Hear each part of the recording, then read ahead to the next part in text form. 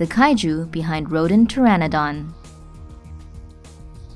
Rodan is a fan favorite. The massive Pteranodon has been around since 1956 and, depending on the film, is one of Big G's most trusted allies or most deadly foes.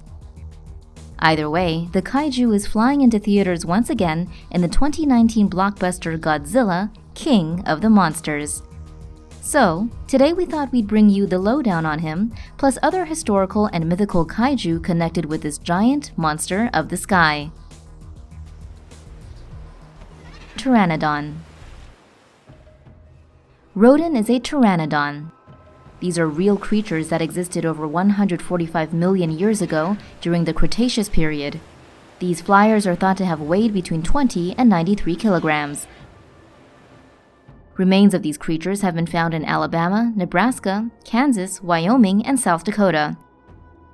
Males are as tall as a human and had a wingspan of 6 meters to help them navigate the skies. Females were less than half the size of males. Rodan is an irradiated kaiju and, as a result, is much larger than his Cretaceous counterparts. According to the fictitious viral site Monarch Sciences, Rodan is a biovolcanic organism. The kaiju is 154 feet tall, or 47 meters, weighs 39,043 tons, and has a wingspan of 871 feet, or 265 meters. Monarch notes that, at top speed, Rodan's supersonic flight generates cyclonic drift streams that can level entire cities. That, plus he's deemed a destroyer and an airborne devastation unleashed upon the natural world. Pteranodons were certainly the same for fish, spending much of their time in flight and hunting over the ocean. They're thought to have flown much like an albatross, using a technique called dynamic soaring. And that would mean they'd fly on energy from the wind. Here's how. According to IEEE Spectrum, dynamic soaring is achieved by flying in an area 20 meters above the ocean surface called the shear wind field. There is little wind speed near the water surface, but velocity increases as the wind rises. If Pteranodon flew like an albatross, its flight cycle would have 4 parts. First, a climb into the wind from the water surface, then a leeward turn followed by descent toward the water and another turn into the wind before repeating the process all over again. So as long as there was wind, the Pteranodon could fly, hunt, and travel over great distances. But for Rodan, the entire world is fair game.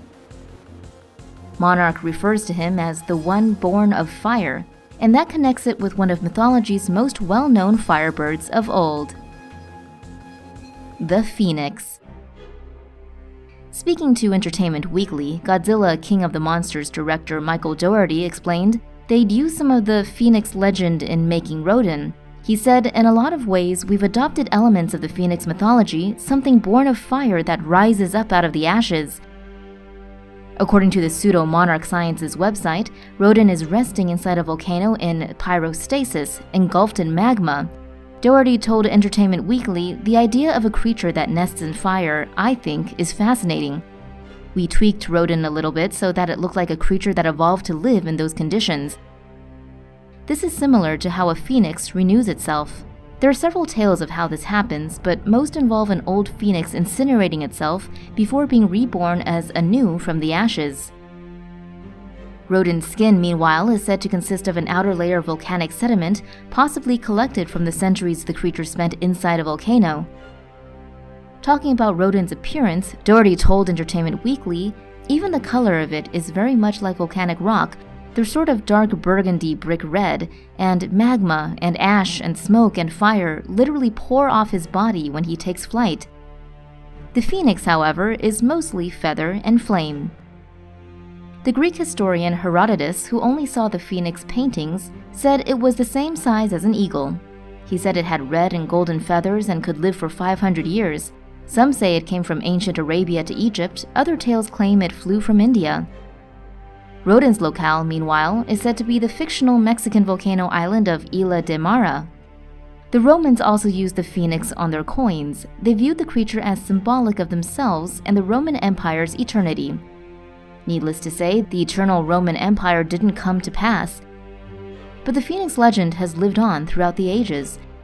Rodan in King of the Monsters is evidence of that. But there is one more mythical kaiju bird that at least some fans have connected Rodan with: the Thunderbird. The Thunderbird was believed to inhabit the North American West Pacific coast. They're best known for their mythical war with and subsequent annihilation of the world's horned serpents. Many viewed them as protectors and symbols of power and strength. Some reckon Thunderbirds could also control the elements, but what's more shocking is their prey. The Thunderbird hunted killer whales. They're believed to have fired arrows at the whale to maim them before swooping it up in their most massive talons. We reckon this prey puts them on a similar scale to Rodan.